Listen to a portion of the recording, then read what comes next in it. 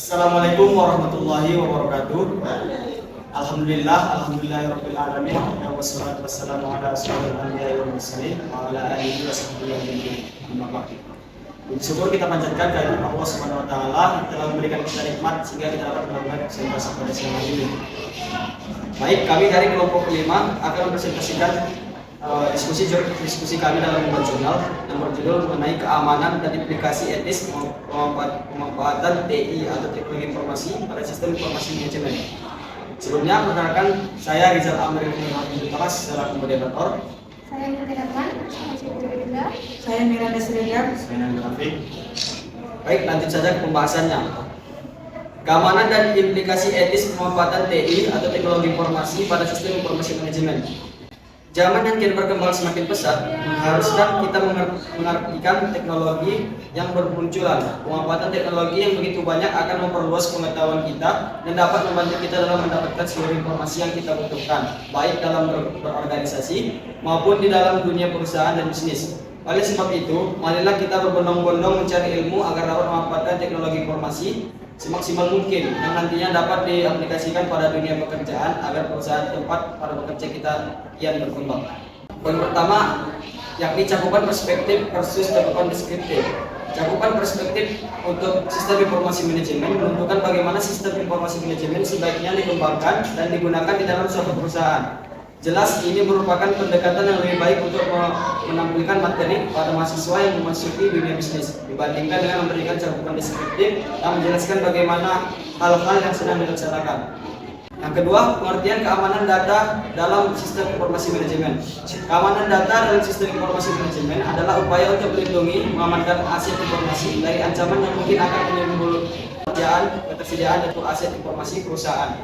Bukan hanya perangkat keras dan lunak, tetapi juga data sensitif yang simpan di dalamnya.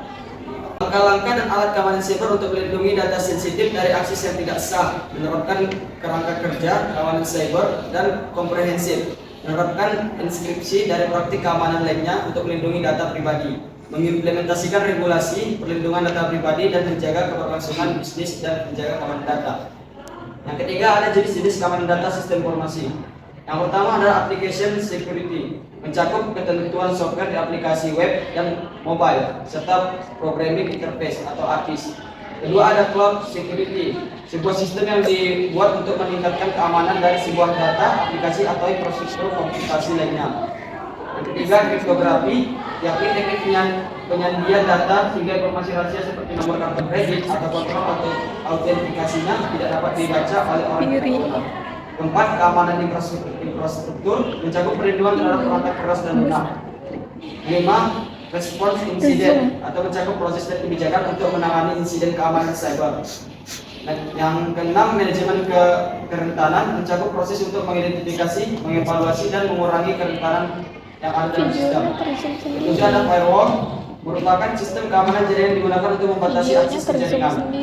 Kedelapan, pencegahan kehilangan data atau DLP, alat untuk melindungi data sensitif dari insiden kehilangan. 9. Analisis perilaku, yakni jenis keamanan jaringan yang terancam untuk mencegah perangkat yang tidak dikenal dan merusak jaringan. Oke, lanjut. Yang keempat, resiko keamanan data dalam sistem informasi manajemen. Pertama, resiko pelanggaran data, yaitu salah satu resiko terbesar yang dihadapi oleh organisasi dalam sistem informasi manajemen. Pelanggaran data dapat memiliki dampak serius, termasuk hilangnya kepercayaan pelanggan, kerugian finansial, dan bahkan tindakan hukum. Kedua, risiko serangan perangkat lunak yang dapat merusak atau mencuri data dalam sistem informasi manajemen. Serangan ini dapat terjadi melalui email phishing, situs web yang tidak aman, atau perangkat USB yang terinfeksi. Lalu yang ketiga adalah risiko serangan DDoS atau serangan denial of service, adalah serangan di mana penyerang mencoba memakaikan sistem informasi manajemen menjadi tidak tersedia dengan membanjiri sistem dengan lalu lintas internet palsu. Lalu yang keempat adalah resiko ancaman insider ancaman dari dalam organisasi, baik itu disengaja atau tidak disengaja, merupakan resiko lain yang signifikan. Karyawan yang tidak jujur atau kurangnya pelatihan keamanan data dapat menyebabkan pelanggaran data atau kerusakan sistem dari dalam. Kelima adalah risiko ketidakpatuhan regulasi. Organisasi seringkali harus mematuhi berbagai regulasi dan kebijakan yang berkaitan dengan keamanan data. Pelanggaran regulasi ini dapat mengakibatkan sanksi hukum dan denda yang signifikan. Kelima adalah strategi dengan perlindungan data. Pertama, enkripsi data. Kedua, firewall dan keamanan jaringan. Ketiga, pembaruan ruang informasi manajemen. Yang keempat adalah manajemen akses. Yang kelima, pelatihan karyawan. 6, pemantauan aktivitas. Dan yang ketujuh adalah pengelolaan resiko organisasi. Keenam adalah cara menjaga keamanan sistem teknologi informasi. Pertama itu adalah protect with password. Semua akses ke jaringan maupun data sangat sensitif dan harus dijaga dengan nama pengguna dan kata kunci yang unik. Kedua, design safe system. Hilangkan akses yang tidak perlu, hardware maupun software Anda. Akses pengguna hanya untuk peralatan dan program yang dibutuhkan saja. Ketiga, conduct screening and background checks, yaitu melakukan screening pemeriksaan latar belakang pada karyawan yang perlu dilakukan. Keempat adalah provide basic training. Yang kelima adalah avoid unknown email attachment. Jangan pernah mengklik lampiran email yang tidak dikenal yang kemungkinan bisa berisi virus komputer. Yang keenam adalah hang up and call back. Jika Anda menerima panggilan dari orang tidak dikenal, kita kirim panggilan yang tidak dikenal tersebut. Ketujuh, think before clicking. Untuk menghindari penipuan yang terjadi melalui email yang meminta informasi yang pengguna, Anda harus mempertimbangkan kembali agar tidak terdorong ke sebuah situs web palsu. Ke-8, use a virus scanner and keep software up to date. Menjaga perangkat lunak agar terus up to date juga mampu mencegah virus masuk dan membuat keamanan sistem IT terjaga. Ke-9 adalah keep sensitive data out of the cloud. Cloud computing menawarkan banyak manfaat dan penghematan biaya kepada bisnis. Dan yang terakhir adalah stay paranoid. Jangan pernah meninggalkan laporan bersifat penting dan sensitif di meja Anda. Selanjutnya ada moral, etika, dan hukum.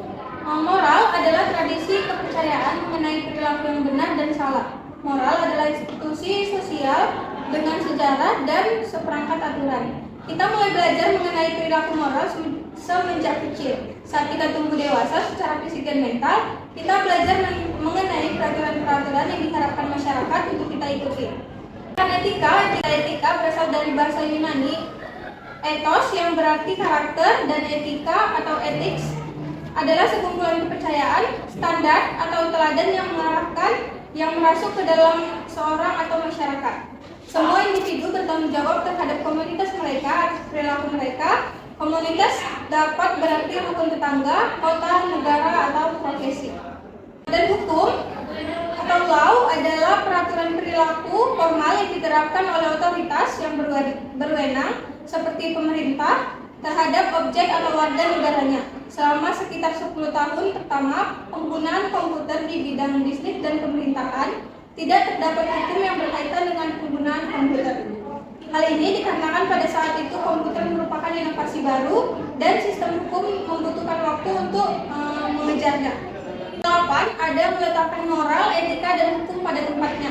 Penggunaan komputer di dunia bisnis diarahkan oleh nilai moral dan etis manajer, spesialis informasi, dan pengguna, serta hukum yang berlaku. Hukum adalah yang termudah untuk diinterpretasikan karena bersifat tertulis, tetapi etika tidak terdefinisi demikian tepat dan mungkin bahkan tidak disetujui oleh semua anggota masyarakat. Wilayah etika komputer yang kompleks inilah yang saat ini sangat banyak diperhatikan. Selanjutnya, kebutuhan akan budaya etika. Tugas dari manajemen tingkat atas adalah untuk meyakinkan bahwa konsep etikanya merasuk ke seluruh organisasi dan turun ke jajaran bawah sehingga menyentuh setiap karyawan.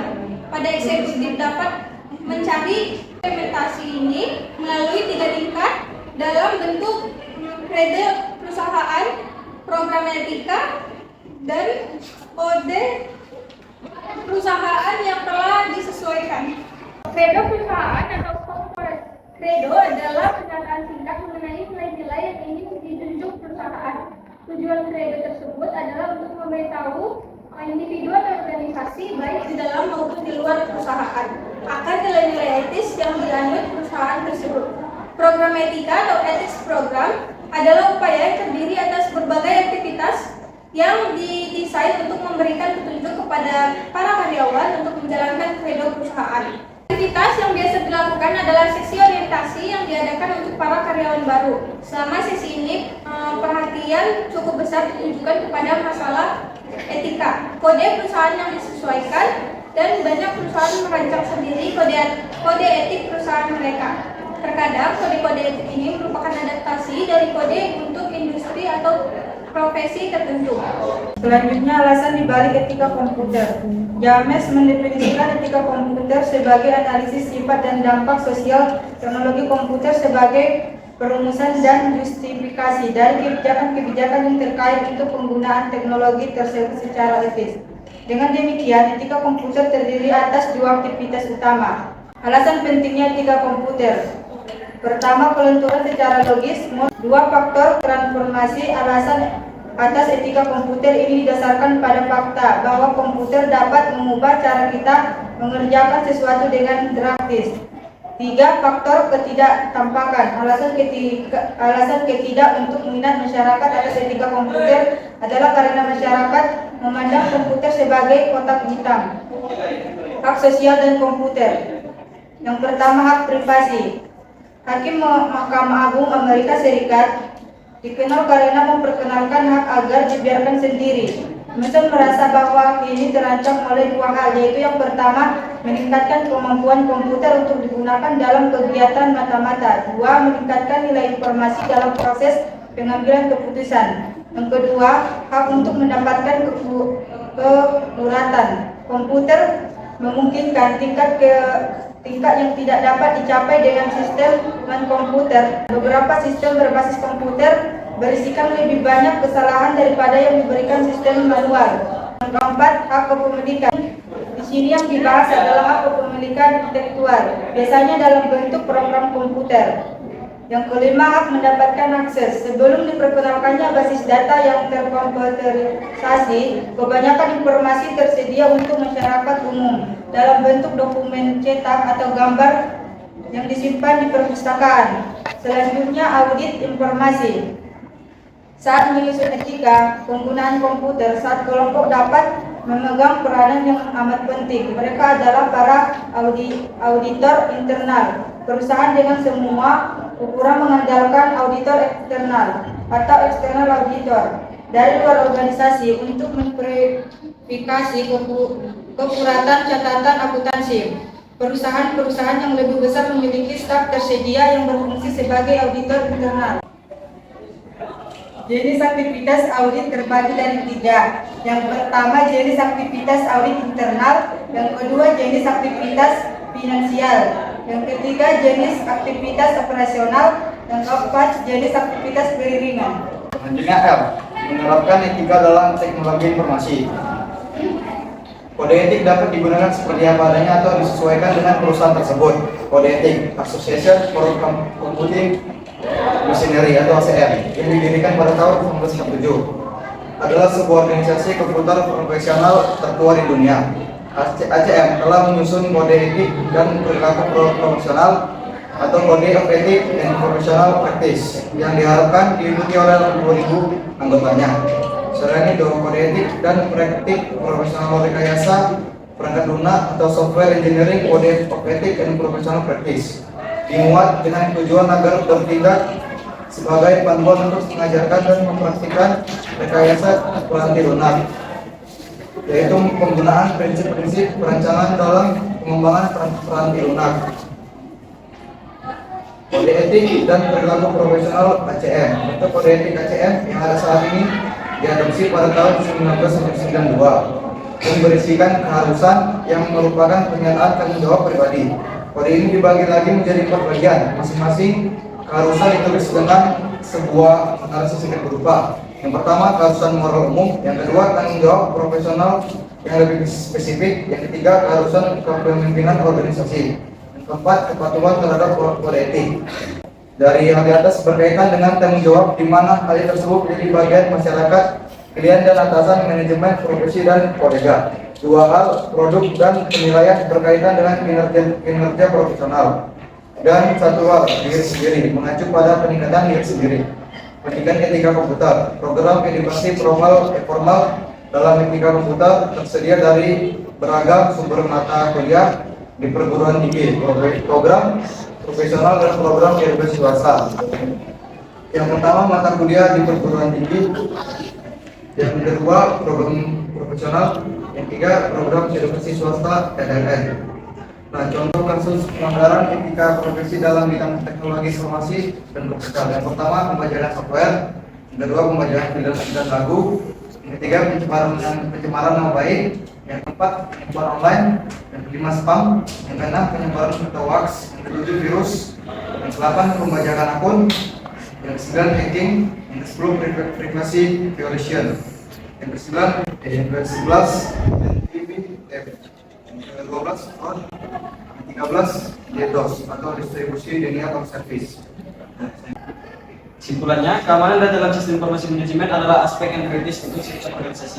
Risiko keamanan data dapat berasal dari berbagai sumber dan nampaknya bisa sangat serius. Oleh karena itu, organisasi perlu mengidentifikasi risiko-risiko ini dan mengimplementasikan strategi perlindungan yang sesuai. Dengan demikian, organisasi dapat melindungi data berharga mereka, menjaga kepercayaan pemangku kepentingan, dan menghindari kerugian finansial yang tidak perlu.